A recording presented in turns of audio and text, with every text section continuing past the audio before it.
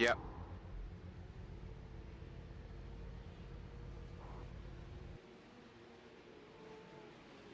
Hello everybody and welcome back to what will be the third race of tonight's three-race meeting for the opening races of the BSR Carrera Cup here on BSR TV.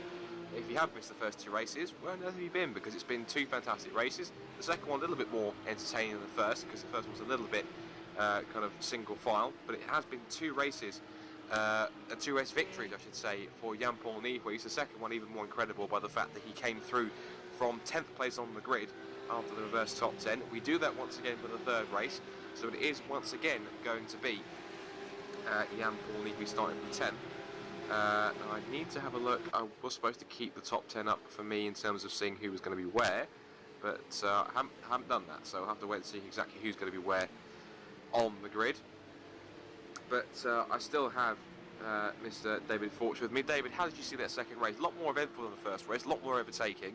Certainly did put on quite a spectacle, and fingers crossed that's hopefully a marker for the rest of the season, because it certainly did see as though these rough R212 C-Spec cars definitely did put on quite a show when you put them in a pack, and with some very talented and skilled racing drivers all put together. Yeah, and that's what I was saying earlier in the first race. We didn't see much action in the first race because I think some of them got into the tune of, hey, so even though it's short laps, it's still a big track. They saw that it really wasn't. Second race, we've seen a lot more urgency, a lot more, people pushing it and taking, risks, I guess you can call it. Third and final race of the day. We're going to see a lot of hard racing, especially from, guys like Jan Paul and Lee Thompson, Gary Tall, these guys that were up front, Jamie Wilson included in that. All these guys are up front who had the taste of the top 5 and possibly a win. They didn't quite get there, but now it's their final time. I'm pretty sure some of these guys are thirsty, especially Brandt, Nico Brandt, the number 24. He made a little mistake, cut a corner too much. That put him back 2 positions, so he might be looking for redemption on that one, or he might not be. It's all to find. We're all going to find this out here in 2 minutes when we go green. But I'd just like to point out from last race, Andreas Katz, he started 51st. I just want to put emphasis on this, 51st, and he finished 14th. That's a hell of a run. I think that's definitely a reason why he is the reigning iRacing BTTC champion. So that certainly seems to be also taking to these rough R212s pretty quickly. And with about just under 2 minutes left in the warm-up session before we go to the grid, it's a good chance to quickly remind you guys that, of course, this is not the only racing that we'll have this week in terms of BSR TV, I should say, because we do have tomorrow this is mainly a precursor to the main event tomorrow, which of course the 3 races, rounds 4, 5 and 6 of the current iRacing British Touring Car Championship. So you'll be able to tune in live here on the BSR TV YouTube page to watch all the action when the field of Kia Optimas go and do battle out here on the Silverstone historic circuit. Watching a few cars who are out there at the moment, as Chris Kerner is a good plug. It's I do aim to please. Anyway, going forwards, just seen Luigi Nespolino with a little bit of mistake, and he had to head back to the pits. Let's see who's quickest in warm-up in this session so far. Answer to that question is, in fact, Ben Tusting again. And Ben actually qualified, he actually finished about 12th or so that's going to be a better grid position for him this time. So, and Ben put in quite a charge in the second race as well, as did Andreas Katz. Of course, Andreas will start from 14th, because the top 10 are reversed once again. So, and of course, from downwards, effectively, it's wherever you finished in race 2. So, I'm expecting 2 drivers to come to the field are going to be Andreas Katz and Ben Tusting, and they could certainly throw themselves into the mix if they can get themselves a decent enough start off the line, and that definitely could be ones to watch for in race 3.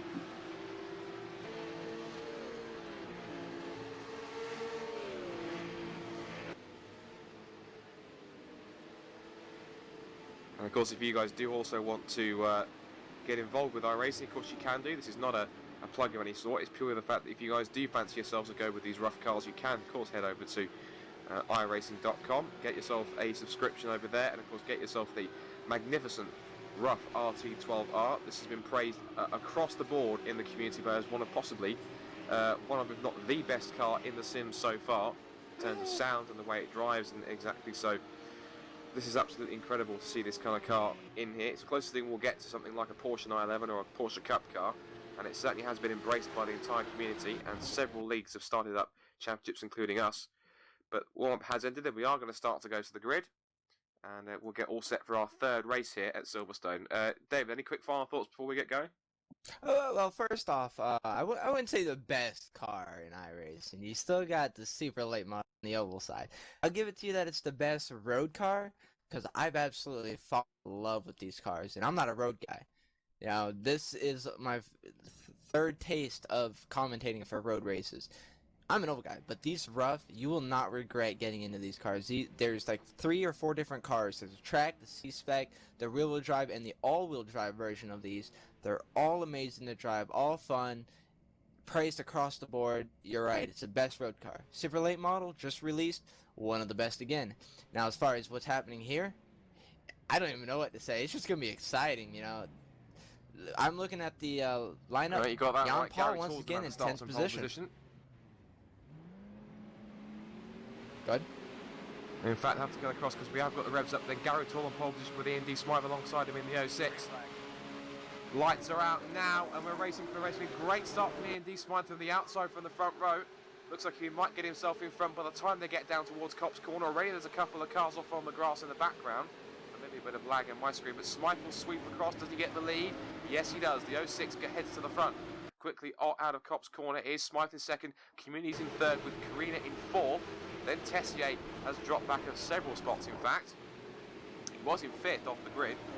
But there we go. So Ian Smythe then takes the lead as they head through. And they wind there once again. What a spectacle that is, watching some 50-plus rough track cars heading their way through the complex and onto the hangar straight for the first time once again. So Smythe already starting to stretch his advantage from Gary Tall in second. Community's up to third place and heading with that. And what have you spotted, David? Jan Paul, 3 wide going into a corner. A little bit of contact with Nico Brandt. Almost got not really around, but really upset their cars. But Jan Paul really trying to make moves early on the run. Almost did not work out for him. I'm looking back through the field back in 12th and all the way back 22nd. These guys are already going at each other's throats, trying hard to get around each other. A lot of cars single file, but those 1 or 2s going side by side through the corner, and it's quite fun to watch back here.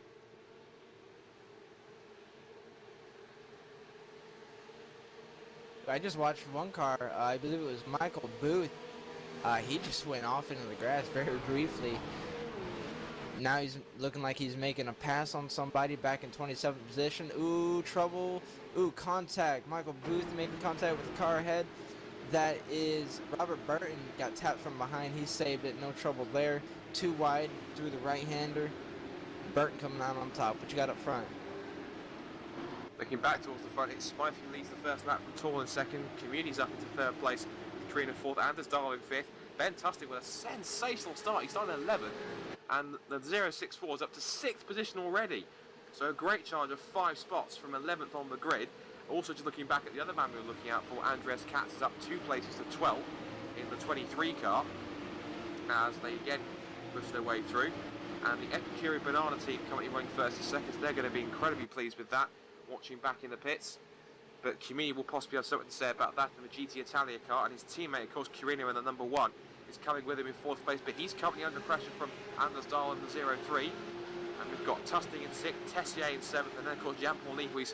Well, Tessier was 7th, but Niehuys has gone around him and up another spot. So already Niehuys, as he did for race 2, making his early charge through the field, and started 10th, up 3 spots, but again, he was passed by Tusting, and these two could potentially go wheel to wheel for the next couple of laps. But what a spectacle that's going to be. Of course, I know Ben Tusting does race in real life. I think he races an historic Formula Ford 2000 car. He's been quite successful getting podiums and even a couple of race victories in that car.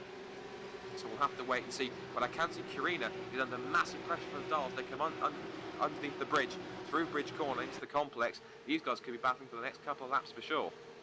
Yeah, these guys are definitely going at each other. I'm looking back through the pack. Now here looks like, Matthew. Oh, I think we've got a spinner. Sorry, then we've got a spinner. It's Gary Tall. Gary Tall spins from 2nd place. tried to make a look up the inside of Smythe for the lead and just got his right foot a little bit too heavy onto the gas, and around he goes. And we'll have to see exactly where he's shaken at. He's going around the 29, and that's 14. He's back in 14 because he's battling with Patrice Longley that was in the 29 machine, and he's dropped all the way down to 16th in fact. That is a disaster for Gary Toole. And we've got a Coles in the pits as well, but that's a real disaster. It shows just effectively one single slip of the throttle can just send you straight around. In fact, since you've got 700 horsepower underneath the right foot in these cars, it's incredible. Just behind him, we've got a three-way scrap going on between Longley, Richards and Tian Darmes in the 301. And somehow they managed to shake themselves out. And I think, looking at whoever won out on that one, it was in fact, if I can take on it, it was, I think it may have even been Darmes in the 501. So he picked up 2 spots in the space of one move. The community on the bumper of Smythe trying to go for the lead. And I just like to do a quick correction on you. There's 450 brake horsepower in these little teeny cars. But still, that's a lot of horsepower with these light cars set up the way they are. One little blip of that throttle too hard, around you go. So you're right in that aspect, but a little bit high on the numbers of how many horses are actually running underneath that one.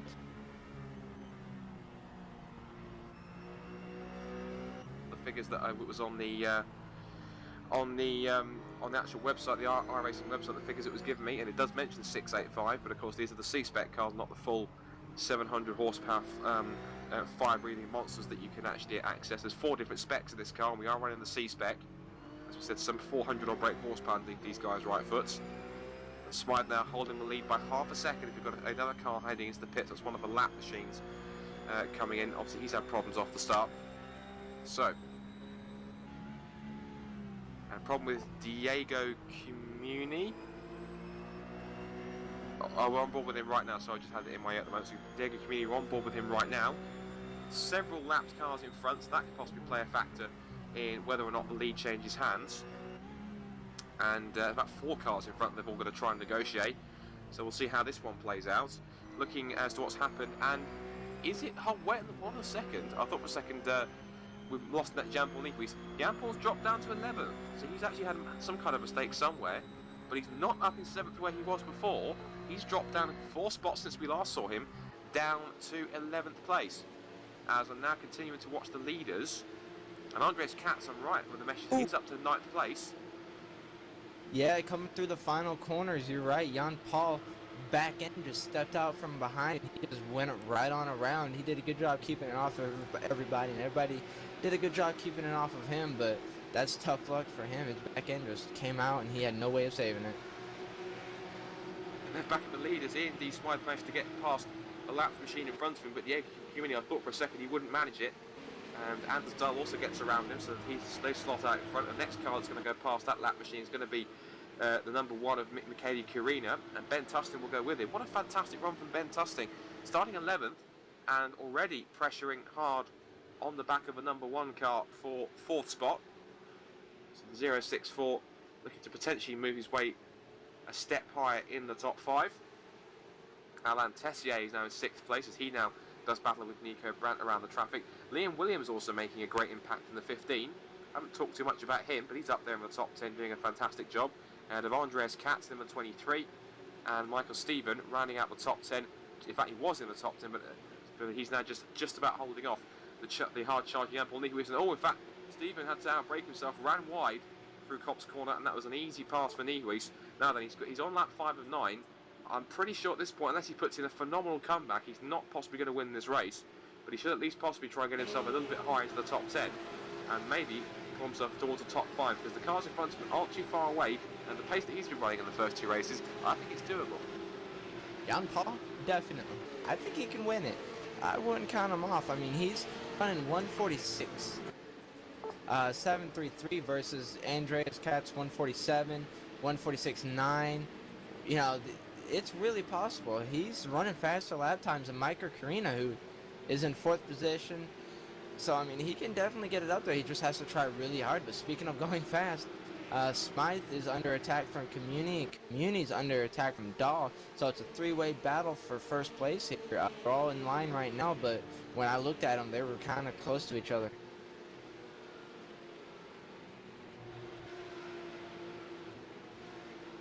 race. As they head towards the complex once again, and Smythe's leaving the door open for Community to try and make a dive up the inside. But Smythe has got enough of a cover, or has he? Because here comes Community on the exit. He'll have the outside run for Luffield, and if he's got enough confidence, he'll try and go around the outside.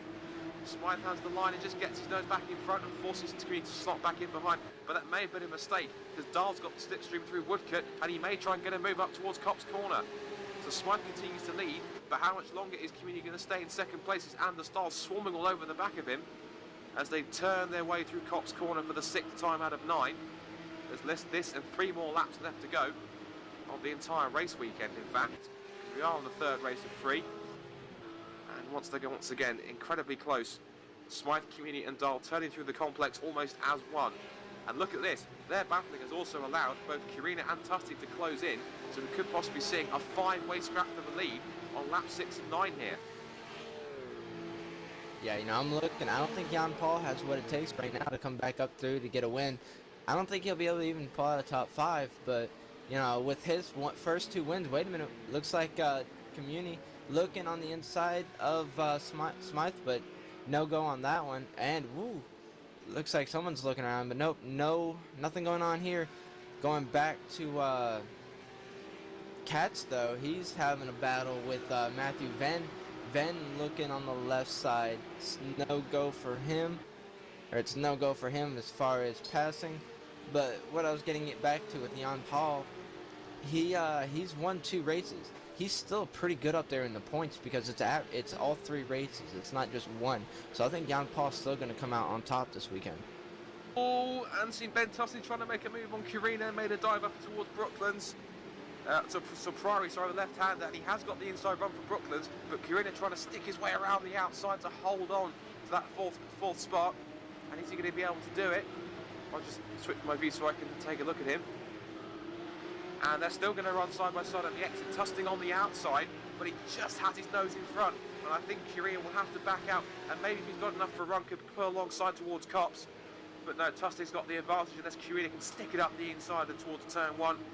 And Tustig just sweeps across the front of the number 1 machine and up into 4th position. So daring move there for Tustig. It all started, as we said, back at Priory, made a huge lunge up the inside, and thankfully they managed to go side by side. So incredible racecraft from both drivers to sensibly not hit each other, and they managed to stay in front. But Tustig on a real charge at the moment, and he's not too far away from the top 3. I could possibly see him, if he can get himself close enough, now he's in clear air, potentially get himself onto the podium if one of the top 3 come to blows and run into trouble. Yeah, even with... Oh, go ahead. No, carry on.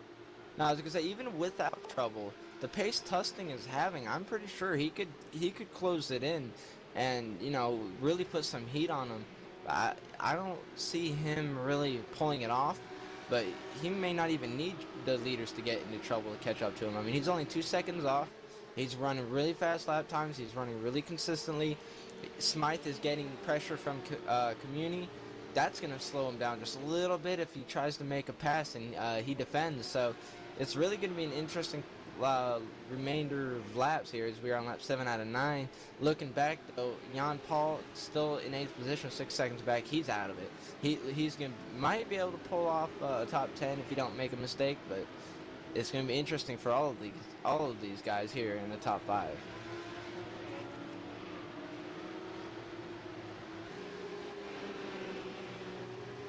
6 car almost hit the back of his rear bumper, but showed just how hard he's pushing to try and get himself towards the front.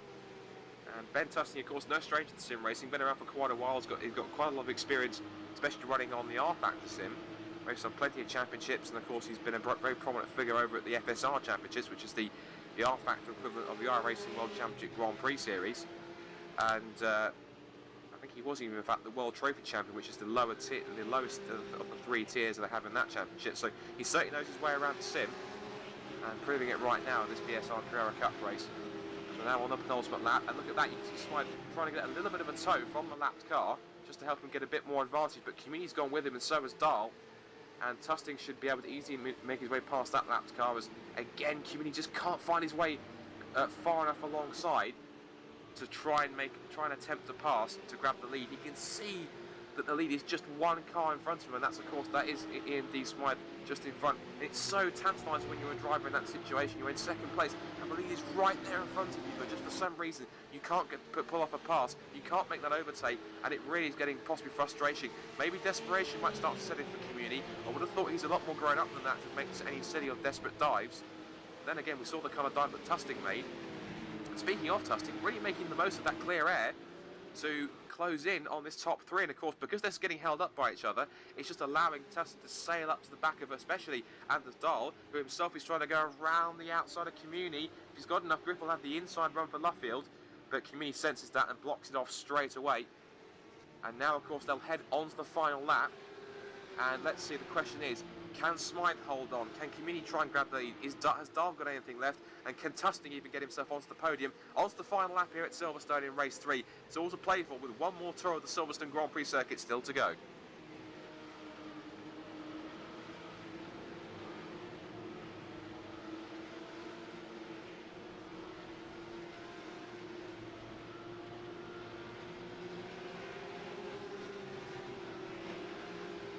This is interesting. Smythe rubbing up on that that curb, trying to use as much track as he can, as much speed as he can. I told you, Tusting really doesn't need mistakes to gain up to them. But the question is now if he can, because I'm looking at him, he has some right side damage going on as he makes an attempt to pass the left side of Anders Dahl, coming really close to him. That's really close. So heading through. Oh, go ahead. That's what I was saying. Heading through the Stowe corner, and Smythe just about holding on for this point. There's about half a lap left to go. I think possibly Anders Dahl's left it too late, and Tusting will only have a few corners left to go. He may try a similar move to the one he tried to pull off on Carrera, who himself has actually stayed in 5th spot. But we still carry on looking at this lead battle, and Smythe is holding on. But has Community got anything left? He closes under brakes for Priory. Tusting hasn't made a move on Dahl for 3rd place either.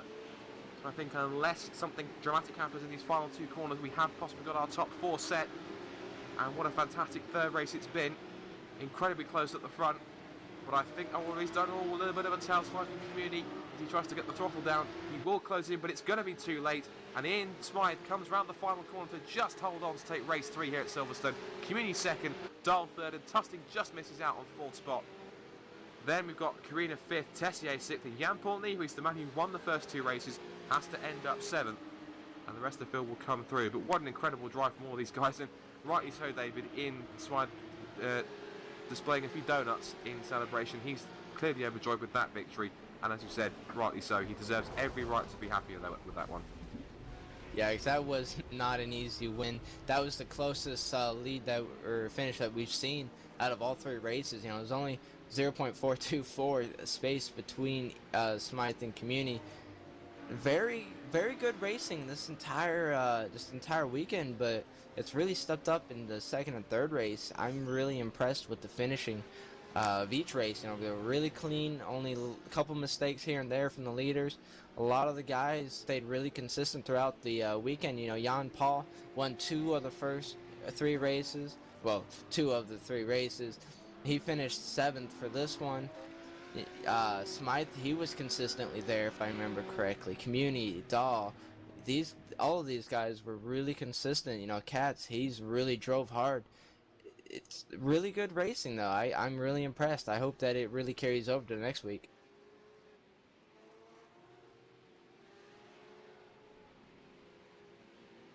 Is Jamie Wilson back in the 87. He's coming home in a rather disappointing 37th place in this final race, so we'd have thought he'd be expected a bit more of him after the fact that he was up there challenging for a top 5 and even a podium in race 2. So rather a shame for Jamie. Obviously he would have hoped to have been a little bit higher up through the field. But 3 incredible races here, and of course we've had 2 different winners in the form of Jan-Paul Niehuys and Ian Smythe. I guess with all the performances taken into account, David, who would you possibly mark as your driver of the whole race weekend? Because of course there's quite a few to choose from, with drivers coming through the field and of course drivers taking victories and pole positions. But who would you say has been the standout driver for you across this weekend at Silverstone? Jan Paul by far. You know, he really showed a lot of skill and a lot of composure running through the field. You know, he started on the pole for the first race. He led all laps, shutout finish. Second race, started 10th, came back up within 6 laps, took the lead, and just walked away from the field. This one, he made a mistake. He spun out. He went back in position, and then he came right back up to 7th. So he's definitely been the guy that stood out the most for me.